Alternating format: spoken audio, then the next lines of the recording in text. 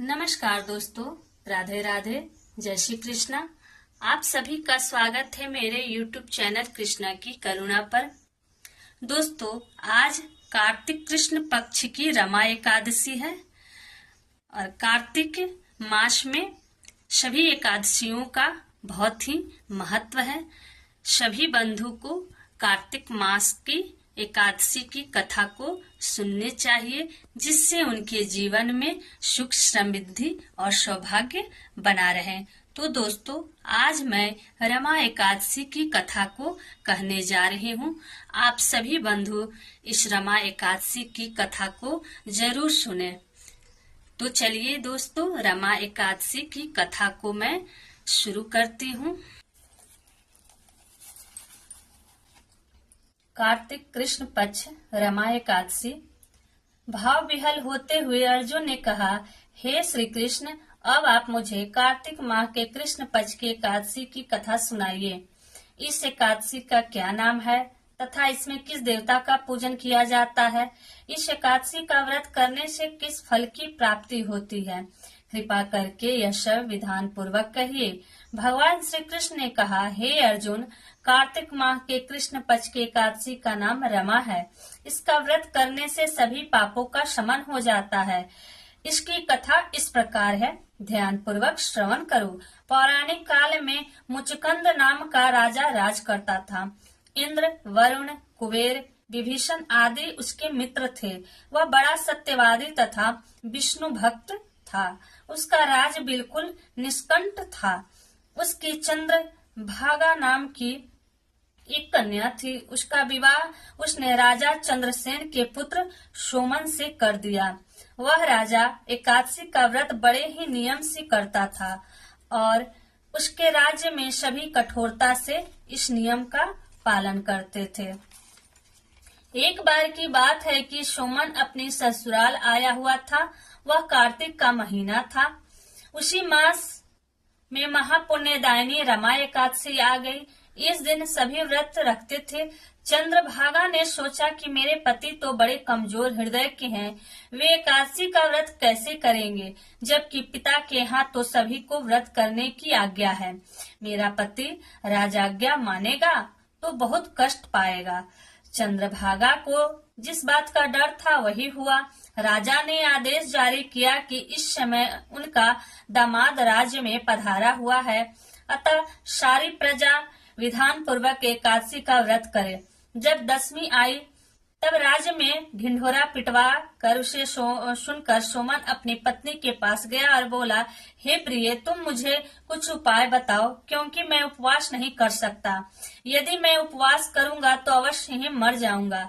पति की बात सुन चंद्रभागा ने कहा, हे स्वामी, मेरे पिता के राज्य में एकादशी के दिन कोई भी भोजन नहीं कर सकता। यहाँ तक कि हाथी, घोड़ा, ऊंट, पशु आदि भी तृण, अन्न, जल आदि ग्रहण नहीं करते। फिर भला मनुष्य कैसे भोजन कर सकते हैं? यदि आप उपवास नहीं कर सकते हैं तो किसी दूसरे स्थान पर चले जाइए, क्योंकि यदि आप यहाँ रहेंगे तो आपको व्रत तो अवश्य करना पड़ेगा।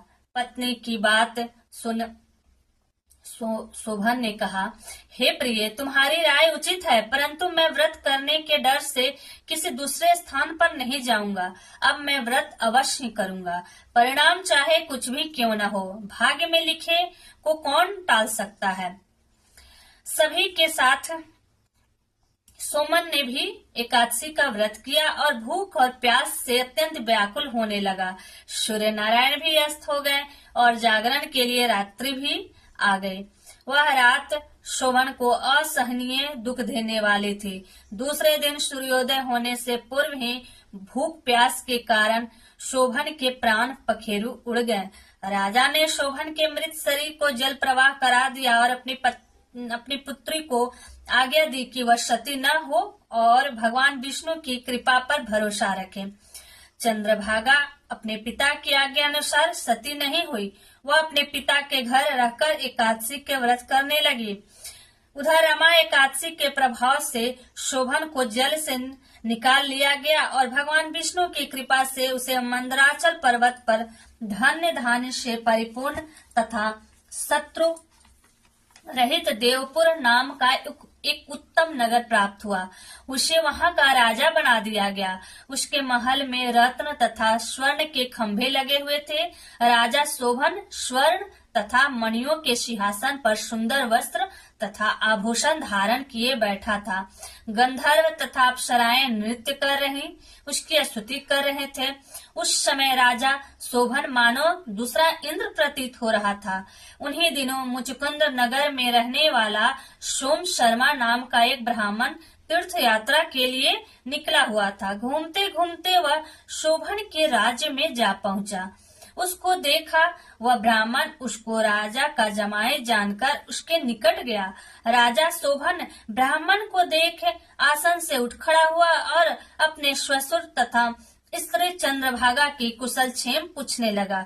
शोभन की बात सुन सोम शर्मा ने कहा, हे राजन, हमारे राजा कुशल से हैं तथा आपकी पत्नी चंद्रभागा भी कुशल है। अब आप अपना वृतांत बतलाइए। आपने तो रमा एकादशी के दिन अन्न जल ग्रहण न करने के कारण प्राण त्याग दिए थे। मुझे बड़ा विस्मय हो रहा है कि ऐसा विचित्र और सुंदर नगर, जिसको न तो मैंने कभी सुना और न कभी देखा है, आपको किस प्रकार प्राप्त हुआ।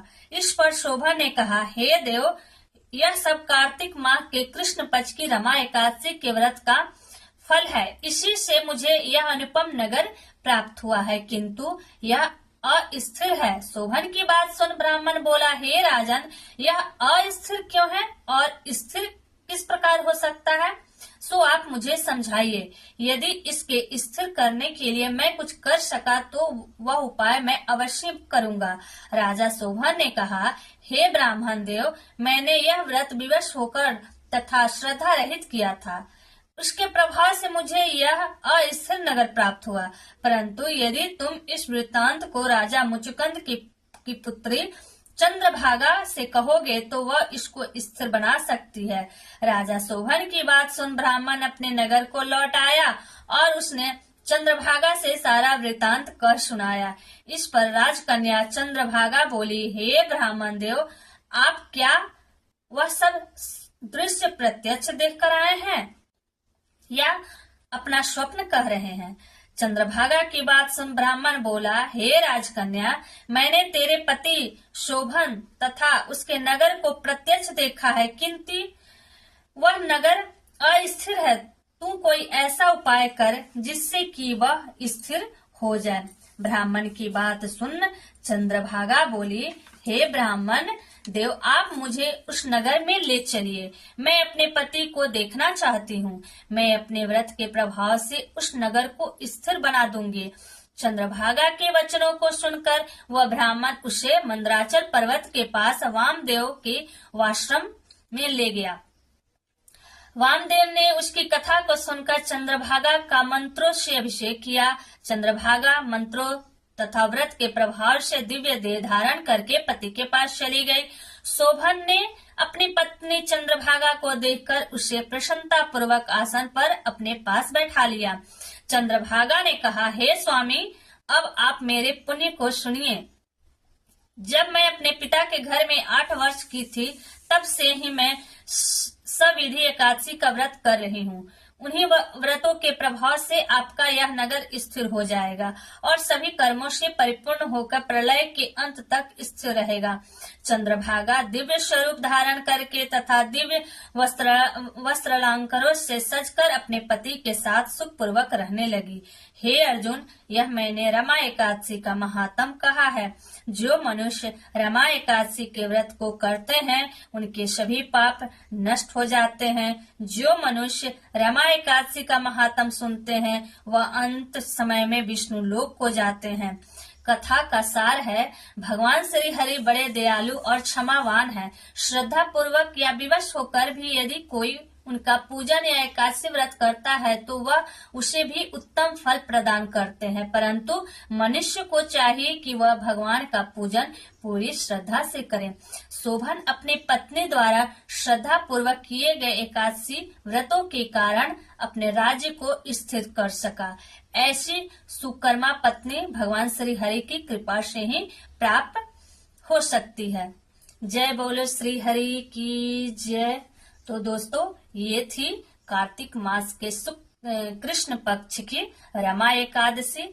आप सबको यह वीडियो जरूर पसंद आई होगी। अगर पसंद आई तो वीडियो को लाइक करें, शेयर करें, मेरे चैनल कृष्णा की करुणा को सब्सक्राइब करें। तब तक दीजिए अनुमति। जय श्री हरि।